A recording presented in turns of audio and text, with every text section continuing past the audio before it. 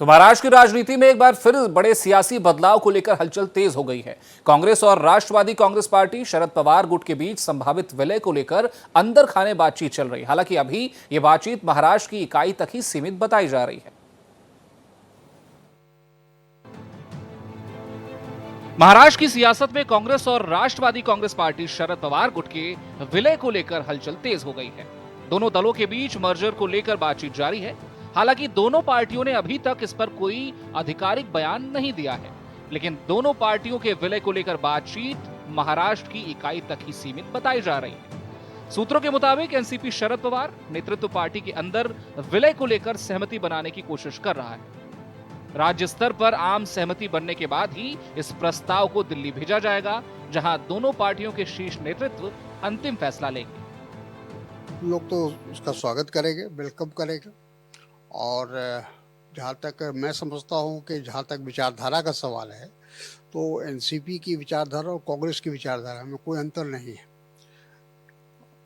और हम समझते हैं कि अगर वो आएंगे तो इससे कांग्रेस को भी फायदा होगा महाराष्ट्र में, और एनसीपी को भी एक राष्ट्रीय बैनर मिल जाएगा, उनको एक उसका लाभ मिलेगा।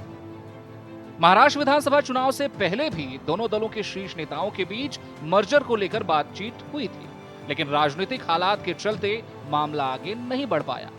कांग्रेस और एनसीपी शरद पवार गुट लंबे समय से महाराष्ट्र की राजनीति में एक साथ चलते रहे हैं। दोनों दल महाविकास आघाड़ी के प्रमुख घटक हैं और कई चुनावों में साझेदारी कर चुके हैं। ऐसे में अगर दोनों दल एक संगठन के रूप में सामने आते हैं तो विपक्ष को न सिर्फ एक मजबूत राजनीतिक चेहरा मिल सकता है, बल्कि संगठनात्मक ताकत भी बढ़ सकती है। देखिए, निश्चित रूप से शरद पवार जी देश के एक बहुत राजनीतिक स्तंभ है।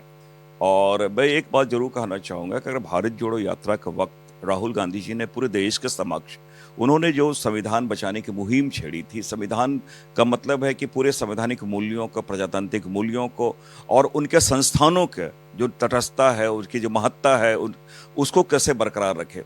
तो इसके साथ जो भी हमारे विचारों के साथ है, उनका सारे लोगों का स्वागत है।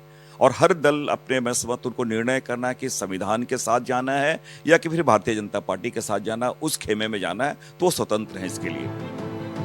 कांग्रेस और एनसीपी शरद पवार गुट के बीच अगर विलय की बात आगे बढ़ती है तो इसका असर महाराष्ट्र की विपक्षी राजनीति और आने वाले चुनावी समीकरणों पर भी पड़ सकता है। महाराष्ट्र की राजनीति में यह चर्चा अभी शुरुआती दौर में है, लेकिन अभी दोनों दलों में से किसी ने भी इस बात को स्वीकार नहीं किया है। लेकिन बातचीत अब यह है कि अगर कांग्रेस और शरद पवार गुट में विलय की बात होती है तो महाराष्ट्र की राजनीति में सबसे बड़ा राजनीतिक घटनाक्रम साबित होगा। कैमरा पर्सन विवेक के साथ प्रशांत त्यागी, भारत एक्सप्रेस, दिल्ली।